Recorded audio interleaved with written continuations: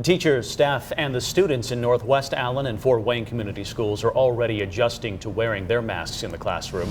Jeff Newmeyer is outside the Greil Administration Building downtown, headquarters for FWCS, with more on how the adjustment process is playing out in the area's biggest public school district. Jeff. With 50 schools and more than 30,000 students, it is a major undertaking to put a mask-wearing requirement in force for Fort Wayne community schools, but the policy is in place and school officials insist that it is working. We watched a group of pre-K students with masks on get dropped off this day for afternoon classes at Harrison Hill Elementary School. One of the parents there telling me his child is doing well with masks, saying young kids seem not to mind as long as their friends have to mask up too.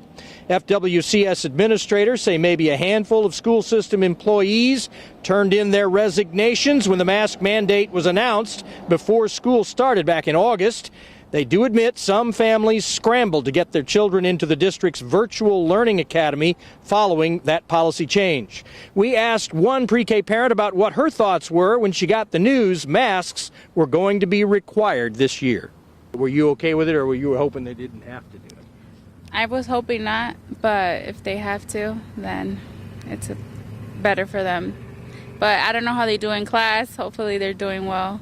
I don't think a mask is making a difference in learning. I think the fact that our kids are in person is definitely making a difference in learning.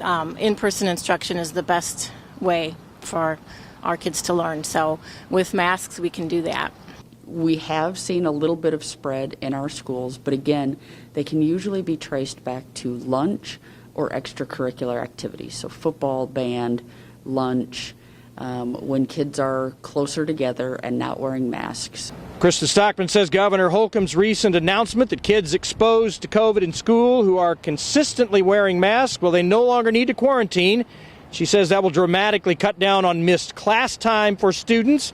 Northwest Allen County school officials who supported a mask mandate that was approved last week say they've had a very small number of student withdrawals from school in the 3 days since that policy change went into effect. They cite little resistance to the reinstated mask requirement on the part of students or teachers. I'm Jeff Newmeyer reporting.